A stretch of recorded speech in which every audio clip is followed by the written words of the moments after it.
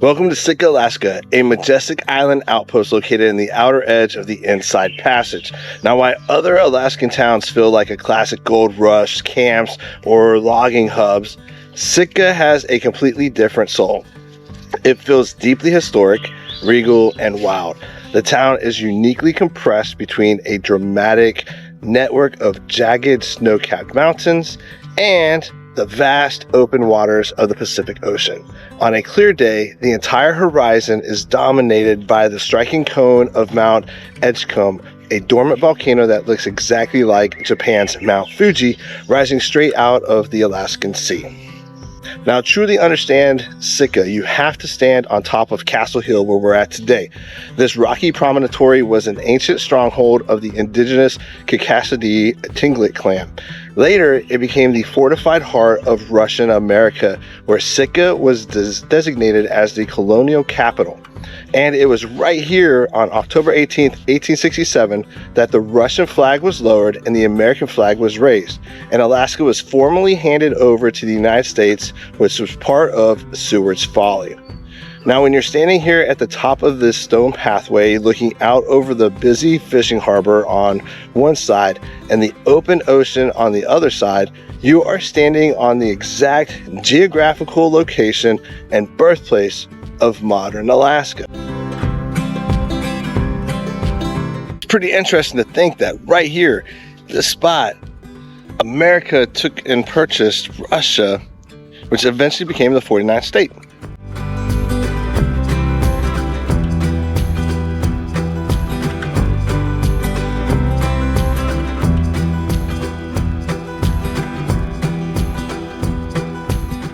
Behind me is the cable house and station. So this used to be a military communications station where they would use the telegraph to report from Alaska back to the continental US during the war. So now it's used for something different, but pretty cool looking. Now, you may not think of Alaska in World War II, but there's a lot of World War II history here in Alaska. And in fact, the Japanese invaded part of Alaska out there in the Aleutian Islands. So there's just a lot of cool things going on during World War II here in Alaska. Here in Sitka, they actually had a military barracks that is now a boarding school. So if people live in an area where they don't have a high school, they can come here for high school, 9th through 12th grade. And our bus driver was saying that they had 86 kids graduate this year from that school.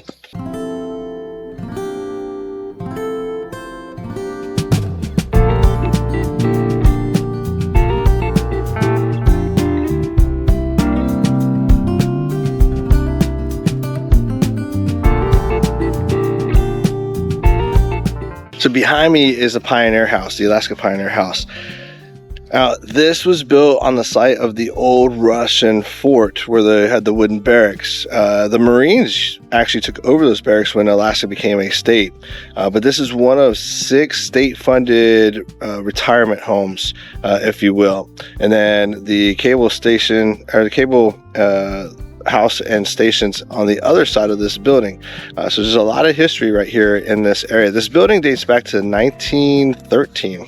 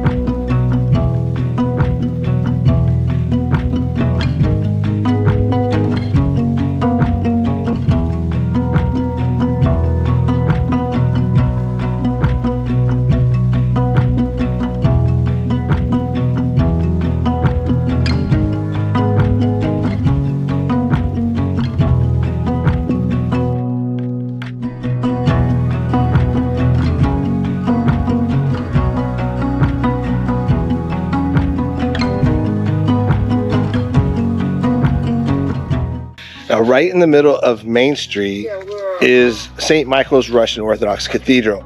Its distinct gray wooden structure and bright green domes and spires serving as a striking visual reminder of the town's European past. But a short walk away along the coastline, you enter Sitka National Historical Park.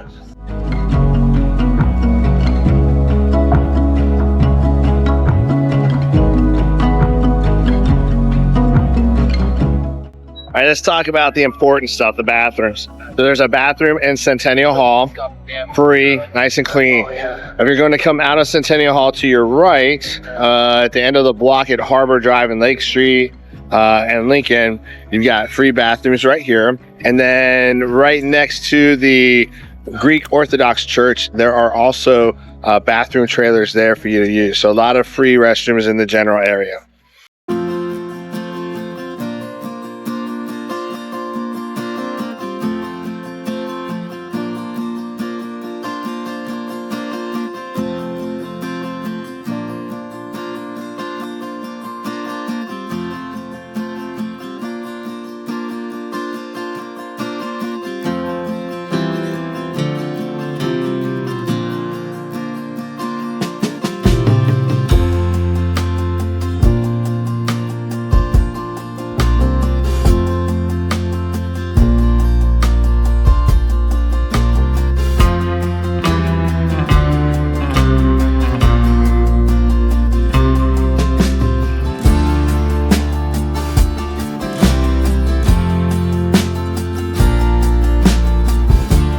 We're just a short walk from Crescent Harbor Park. If you come down this long boardwalk, it's going to give you the opportunity to get some great photos without any buildings. And right there is an Oceania cruise ship, and you've got Ritz-Carlton cruise ship here as well. It gives you some beautiful footage of Sitka and the natural boundaries of it.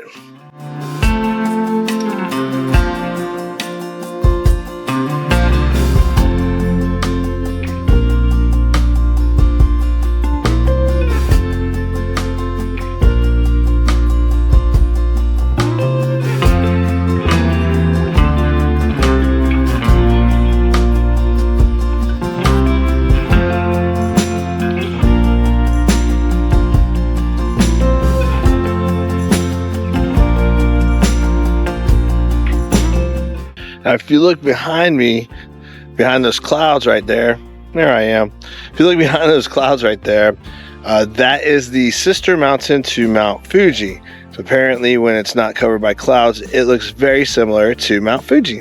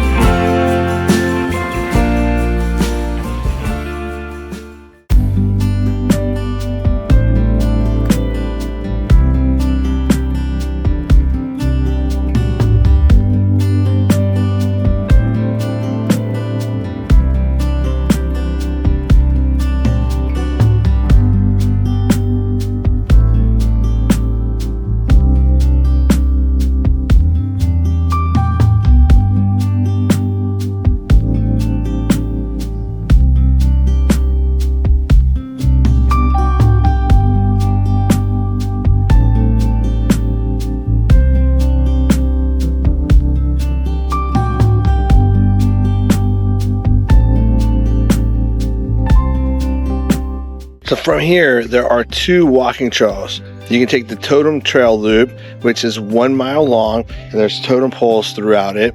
There's also another one that's called the Russian Memorial Loop. It's 3/4 of a mile. It's going to take about 30 minutes. The Totem Trail Loop is 1 mile. 30 to 45 minutes is what they predict it to be for you if you want to walk it. But very beautiful. Look at all that. Now, if you happen to get here when low tide is out, you can do this.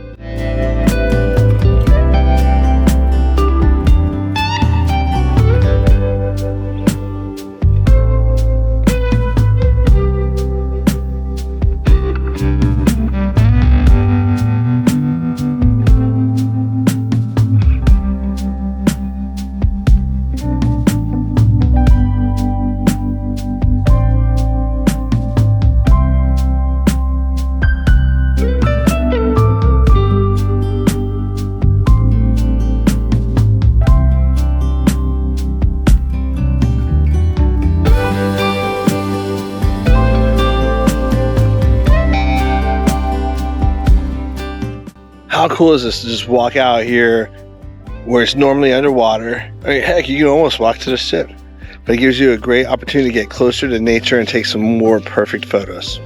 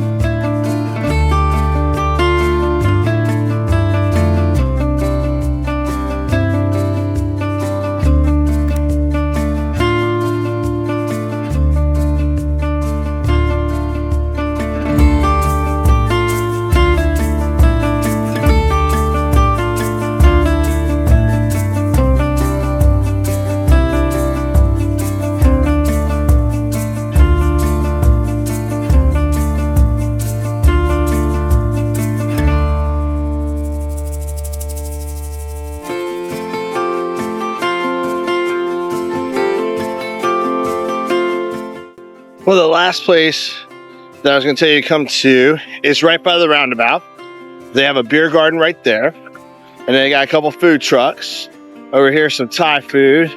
And then what I wanted to get, I was waiting to go back to the ship, is the Hawaiian donuts. Apparently they have all kinds of different kinds of donuts, including salmon and cream cheese donuts and all kinds of unique concoctions. So if you want some donuts, make sure you come here before 2 o'clock because they closed up now. Well, that completes our time here in Sitka, Alaska. If you have any questions about it, let me know. I'm going to put a little travel guide in there as well with some of the highlights of places to go to and some local restaurants as well. Until next time, I'll see you next trip.